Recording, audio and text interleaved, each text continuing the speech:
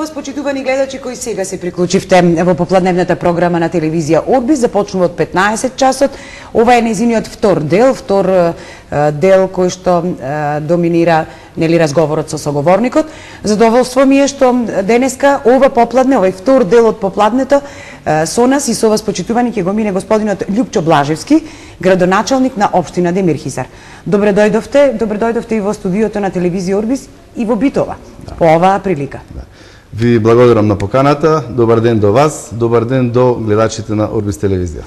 Овој разговор го правиме прв пат во телевизија Орбис сте вие всушност прв пат по завршувањето, односно по вашиот избор.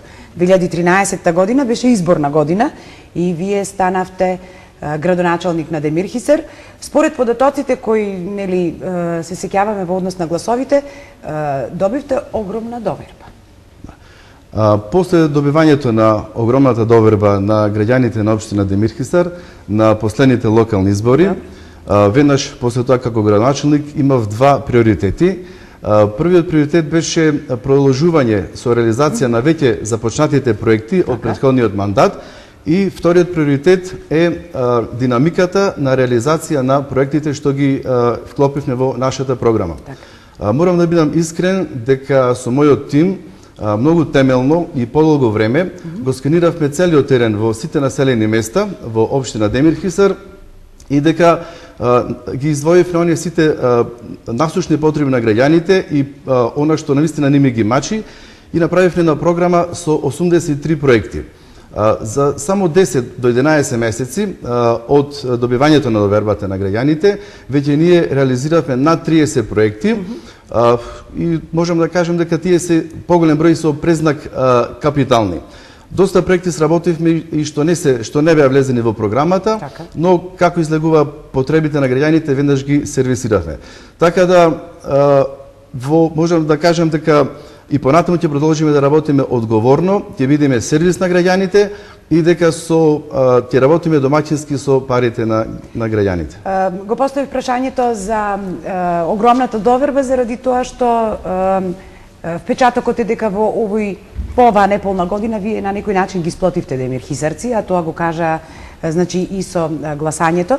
Оно што е значајно и интересно за работењето на општина Демирхизар е што извесен период беше со блокирана сметка. Вие од тука реализиравте проекти, меѓутоа како се одвиваше всушност, како може една општина да работи со блокирана сметка? Општина Демирхизар ја затекнав со блокирана сметка. Сметката е блокирана од ноември 2008 година.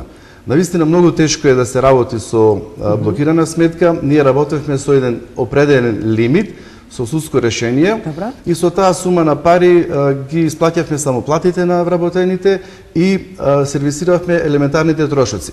Прв мој чекор, со кој што морав на некој начин да превземам активности, беа првичните контакти со сите компании према кои што имаше општина Демирхизар, кои што има долг. На наше задоволство наидовме на овој огромно разбирање кај доста од компаниите, така да во тој дел сервисирањето го правевме на рати.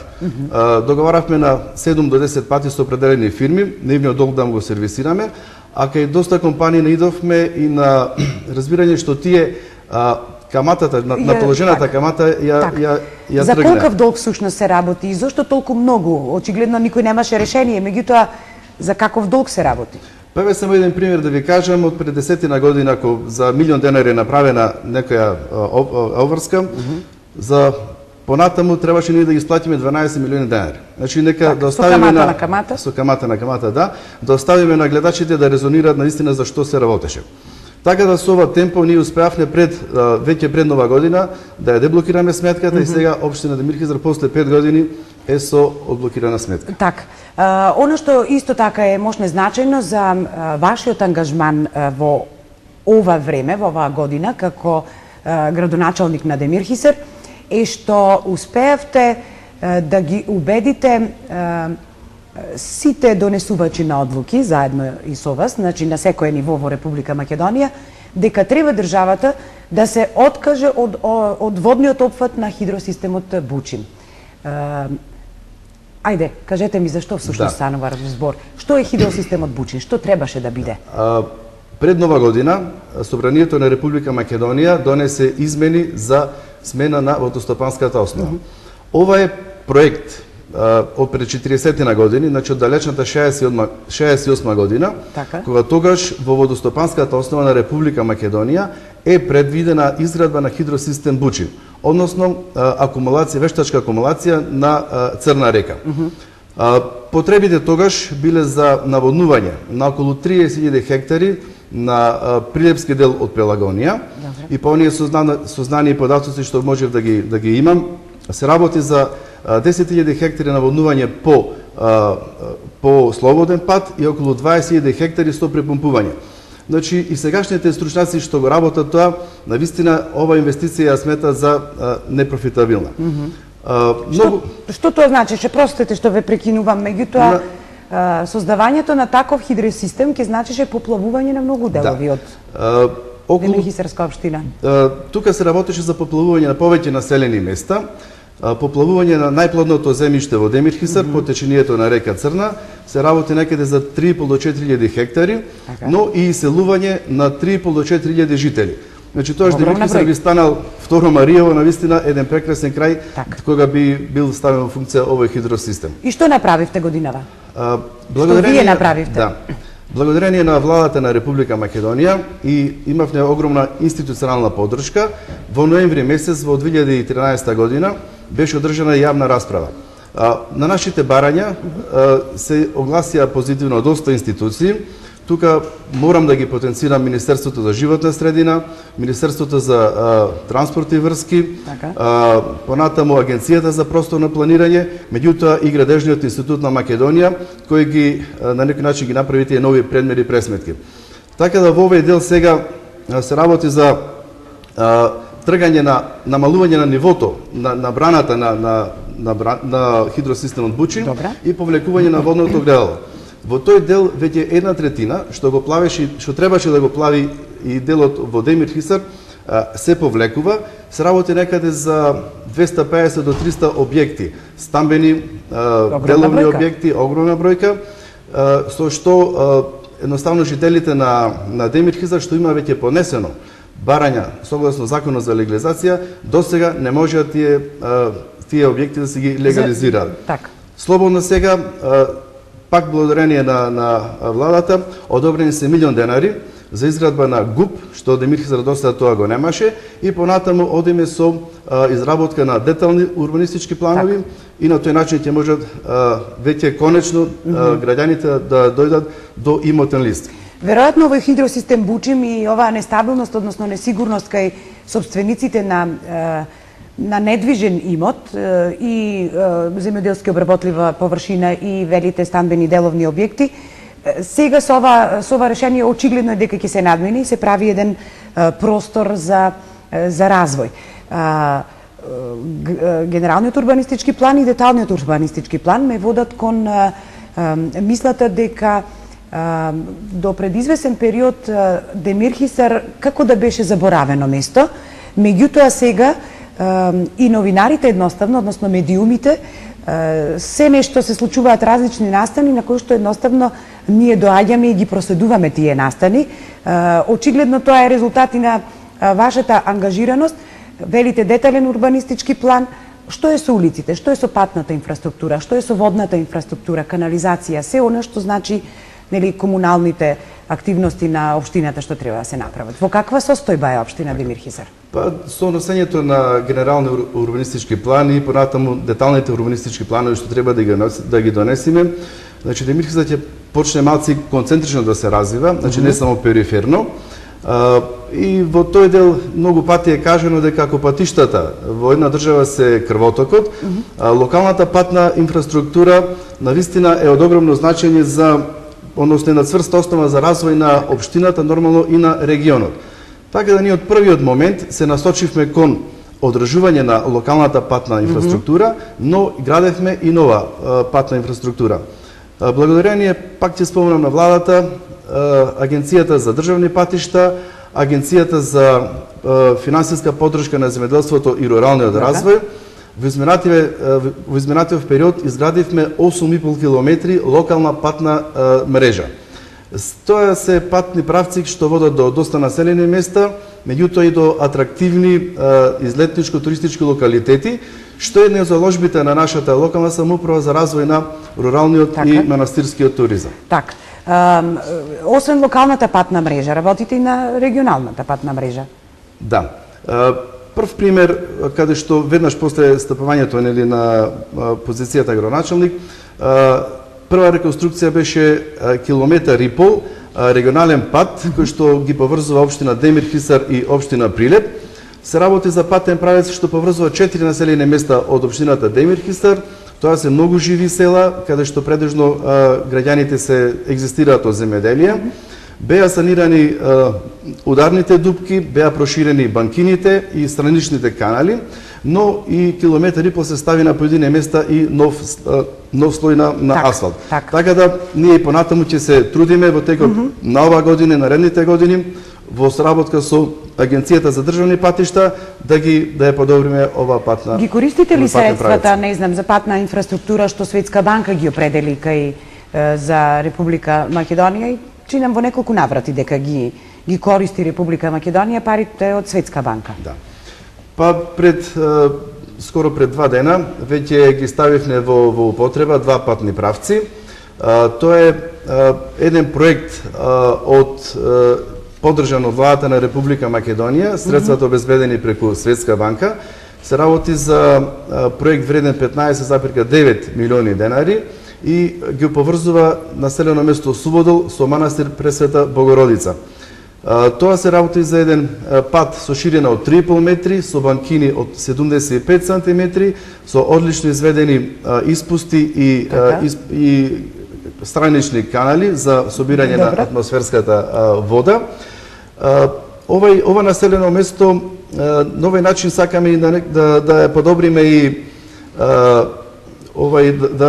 да биде едно место каде што вистина ќе имаме и ќе го развиваме манастирскиот туризам, затоа што тука се сместени двете вештачки акумулации, Суводол 1 и Суводол 2, за кој што веќе имаме и планска документација, така да ќе направиме еден комплекс што цениме дека понатаму ќе биде многу посетуван од страна на граѓаните. Оно што е за мене интересно кога се работи за Битола, например, е што асфалтирањето на улиците се случува сега, во ова време, во 21. век.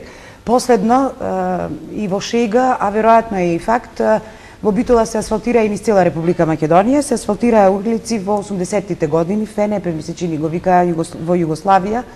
Зошто и како беа политички причините, меѓутоа тогаш се асфалтираа. И како се асфалтираше? На коцката, врз геризите, барем во Битола, се ставаше само еден слој асфалт. Сега реконструкцијата се прави комплетно, кога се вели реконструкција се прави комплетно. Што е со водоводната мрежа во Демир-Хисар? Ја реконструирате ли? Има потреба за реконструкција градската водоводна мрежа и се она што значи водоводна мрежа до сите села. Колку населени места има општина Демир-Хисар на својата територија? Да, значи Демир-Хисар има 41 населено место со простор од околу 473 километри квадратни. Тоа е многу. Да, покрај она што беше вложено, како што спомнав, во патната инфраструктура, во 2 фази се направи еден огромен проект, реконструкција на комплетна водоводна мрежа во Демир-Хисар, значи во градот Демир-Хисар. Значи имаше и тука потреба за таква работа. Да, затоа што тоа беше старите азбестни цевки. Се работи за должина од 3400 метри, беа зафатени повеќе улици во градот Демир-Хисар, така да на општо задоволство на граѓаните на општина Демир-Хисар, што овој проект го бара повеќе од 30 години. Сега Демир-Хисар ми се чини е меѓу првите градови во Република Македонија каде што навистина нема ниту 1 милиметар повеќе азбестни цевки. На тој начин го подобруваме квалитетот на снабдување со вода, еколошки почиста вода за пиење, нормално и намалување на дефиците што се јавуваа претходно. Така.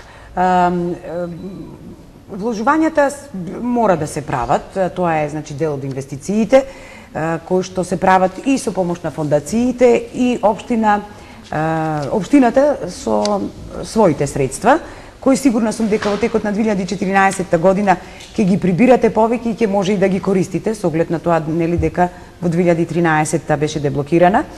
Што е со инвестициите во другите области? Образованието со децентрализацијата нели е на товар на општините.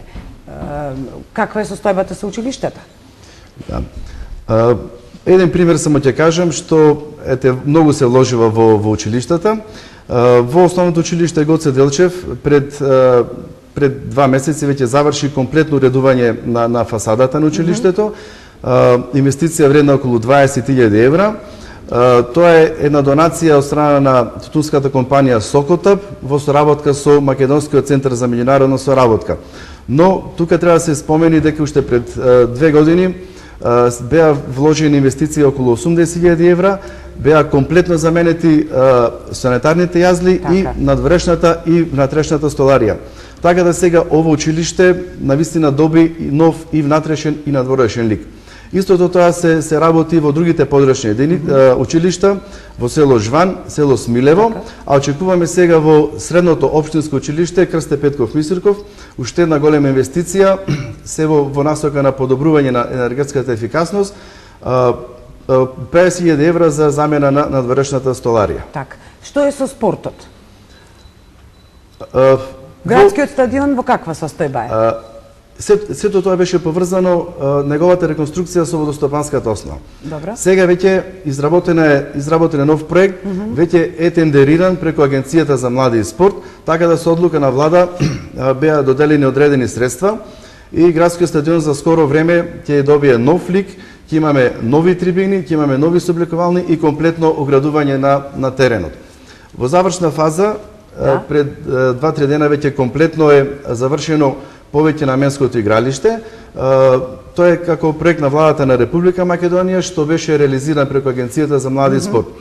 Така да тоа е во склоп на основното училиште и средното училиште, но не значи дека после плани и вечерните часови дека едноставно тука нема да спортуваат и граѓаните на Секако. општината. Предпоставам тоа е предпоставената потребна инфраструктура за врвен спорт. Што е со фудбалот во Демир Хисар? Го има? Па добро, имаме уште една екипа, тоа е ФК Вардино, со која што навистина се трудиме и максимум што можеме ние како локална самоуправа помагаме во тој дел. Се снаоѓаме некако и со тие фирми што се гравитираат во општина Демир Хисар, максимално колку што можеме да помогнеме. Но интересно имаме тука дека имаме и женска екипа, значи за фудбал, тоа е од село Света, што исто посебно понатаму планираме со посебна поддршка да одиме напред. Зборувате за многу проекти. Бројката која што господинот Шунтовски одговорен за односи со јавност, односно со нас медиумите, е од планирани 83, најавени, нели, реализација на 30 во неполна година. Тоа е навистина импозантна бројка. Од тука ќе ве замолам и за прашањето, односно за одговор на прашањето, кои се други проекти сега се во тек?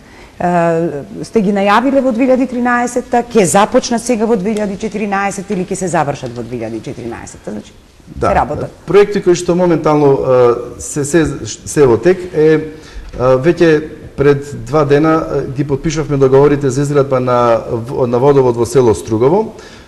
Тоа се средства обезбедени од Агенцијата за финансиска поддршка на земјоделството и руралниот развој во висина од 2,6 милиони денари. Се надевам дека за 2-3 дена веќе после потпишаниот договор и е избран веќе и надзорот, дека фирмата изведувач ќе почне со темелна реконструкција на водоводот во село Стругово, така да граѓаните од ова село за брзо време ќе добијат чиста и квалитетна вода за пиење. Втор проект кој што е во тек е комплетна реконструкција на улиците во село Слоештица во должина 950 метри. Исто така тоа е проект со обезбедени средства преку Агенцијата за финансиска поддршка. Висината на проектот е 2,8 милиони евра. Тука се работи за реконструкција на улиците во Слоештица, што пред 7 до 8 години се работеше фекална канализација, така да тој изведувач не ја врати во првобитна состојба комплетната работа и едноставно моравме ние тоа да го санираме, затоа што село Слоештица заслужува да добие нови асфалтни улици. Таму во меѓувреме работиме и спомен куќа, во спомен на македонскиот поет Петре Андреевски. Тоа е еден проект што го добивме преку Пелагонискиот плански регион, вреден околу 400.000 денари. во кој што учествуваат и нели локалната самоуправа, но и семејството на писателот.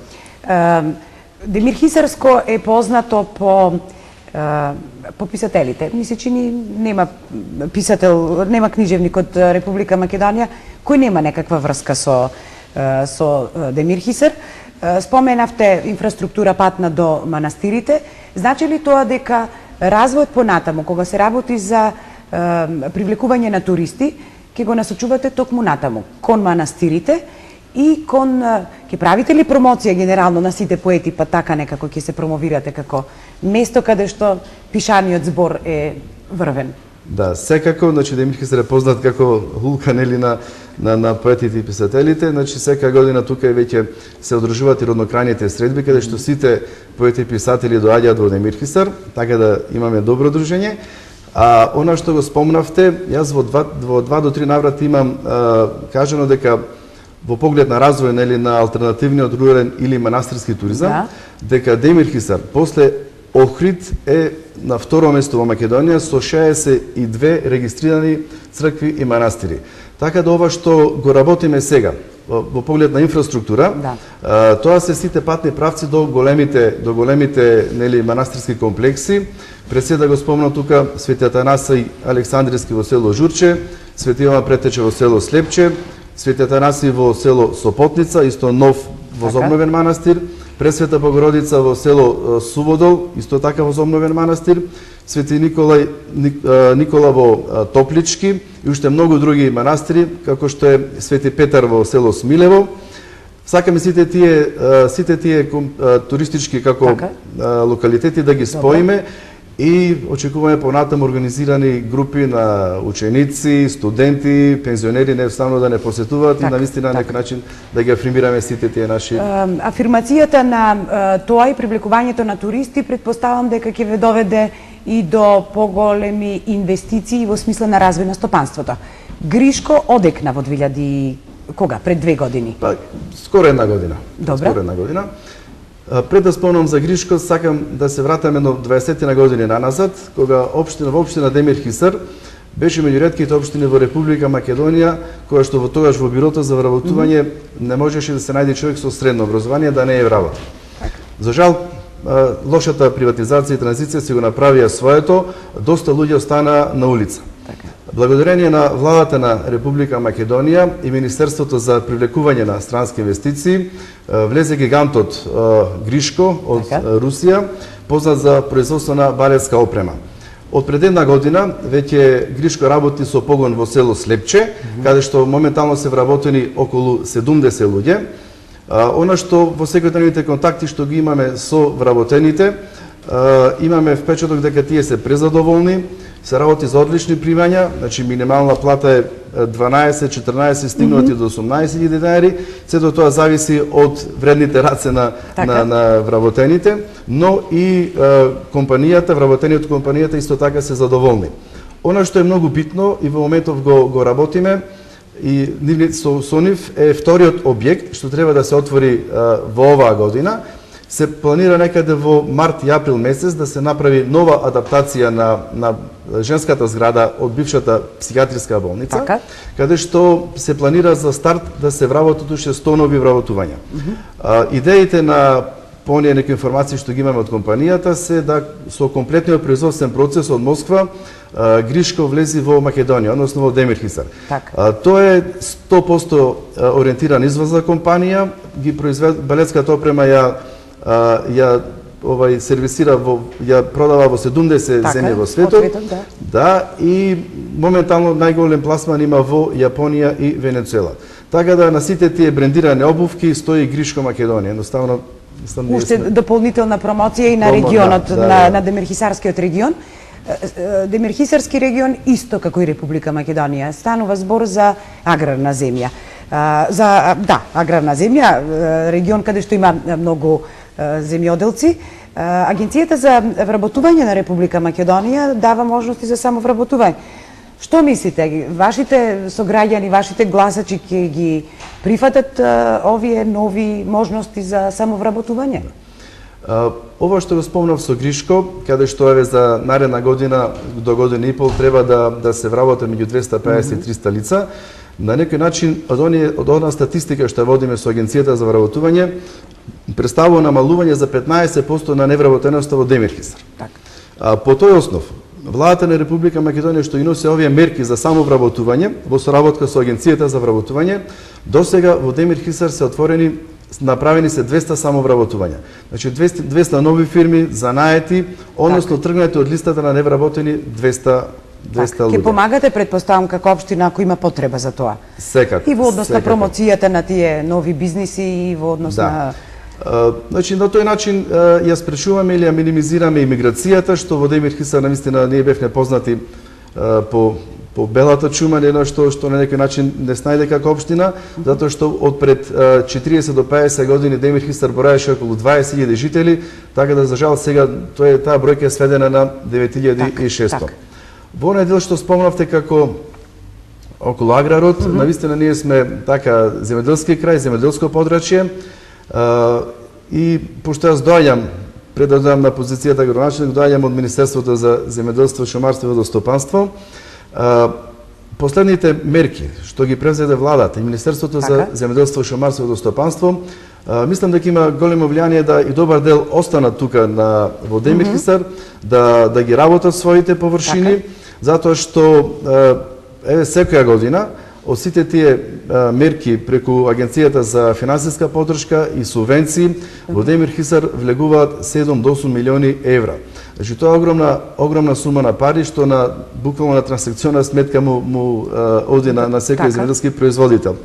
Исто така интересно е што Демирхисар е познат по производство на квалитетен ароматичен тутун. Еве наредните изминатите 2 до 3 години веќе тоа производство стигна до 1000 тони. Значи луѓето се занимаваат со производство, Демирхисарци се познати како трудолюбив и работен народ. Јасно. Ке ја нудите општината очигледно, планирате ли индустријска зона некако во Пелагонискиот плански регион? Чинам дека имаше проектирање на 9, всушност колку што се и општините. Планирате ли таков некаков простор каде што веднаш ќе биде се спремно за да може налик на индустријската зона Жабенин или во Битола да може само да дојдат инвеститори? Веќе во завршна фаза ние и новата индустријска зона и тоа беше поврзано со водостопанската основа. Се работи за 4,5 хектари површина за лесна незагадувачка индустрија, а во тој простор веќе е вграден и вториот објект каде што треба и Гришко да влезе во тој простор. Некако започнавме со инфраструктурата, ќе се вратам пак на инфраструктурата, на патната инфраструктура. Пред самиот крај сме и на разговорот, ќе ве прашам затоа што последно сега беше веста, а тоа е која што нели одекна, а тоа е објавата на Министерството за транспорт и врски дека ќе вложува средства и ќе купува и локомотиви, ќе вложува во железничкиот сообраќај. Демирхисар некако е одсечен од тоа или не? Па Демирхисар моментално е одсечен. Ова е една иницијатива на локалната самоуправа, заедно со уште 2 до 3 фирми што гравитираат тука во Демирхисар. Се надеваме и поддржани од владата на Република Македонија. Во 2 наврати имавме посета од професори на Градежен факултет и представници од Македонски железници, каде што се работи моментално физибилити студија за повторно реновирање на пругата и ставање во функција од Сопотница до Бакарна гумна. За помладите генерации да појаснам дека таа пруга беше оставена во функција далечната 54-55 година, кога активно работеше рудникот во село Сопотница.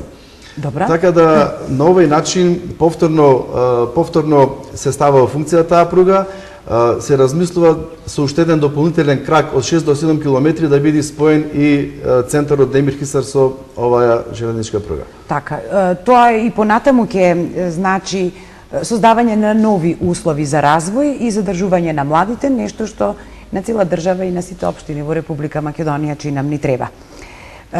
Кога гледам часовникот, говори дека треба да го привршуваме овој разговор и дека треба да се заблагодарам за вашето доаѓање тука. Се надевам дека ќе имате добри впечатоци од првото доаѓање во телевизија Орбис и ви се заблагодарувам уште еднаш што го минавте по пладнето со нас. каде вечерва се празнуваат два празника, и Свети Трифун и Свети Валентин, време кога христијаните во еден ден и во еден празник чинам дека се обединуваат. Да. Јас сакам пред се на сите да ги честитам празниците Свети Трифун и Свети Валентин. Вечера со друштво, со одбрано друштво, најблиските наши, да, ќе го прославиме сепак Свети Трифун. Нормално и да му честитаме името на сите што носат името на Свети Трифун и се надевам дека ова вечер ќе поминеме одлично. Така. Јас ви благодарам уште еднаш на доаѓањето, посакувам многу успех во вашата работа понатаму, господине Блажевски. Со фактот, еве, завршувам онака како што почнав, со фактот дека вие сте градоначалник кој доби најголем број на гласови од Демир Хисарци и со бројот на проекти што ги правите, не издвојувајќи никој од сите населени места колку што еве сега слушам, јасно ми говори дека и ги сплотувате сите Демир Хисарци кои можеби заради различни причини умеат да бидат и одвоени. Ви благодарам уште еднаш. Ви благодарам и вам и се надам на понатамошна соработка со Орбис телевизија. Благодарам. Почитувани, тука е крајот на ова издание на попладневната програма. Задоволством ми беше да зборувам со господинот Љупчо Блажевски, градоначалник на општина Демир Хисар. Благодарам за вашето внимание со кое не следевте. Останете и натаму со програмата на телевизија Орбис. Секако следуваат интересни содржини. Пријатно.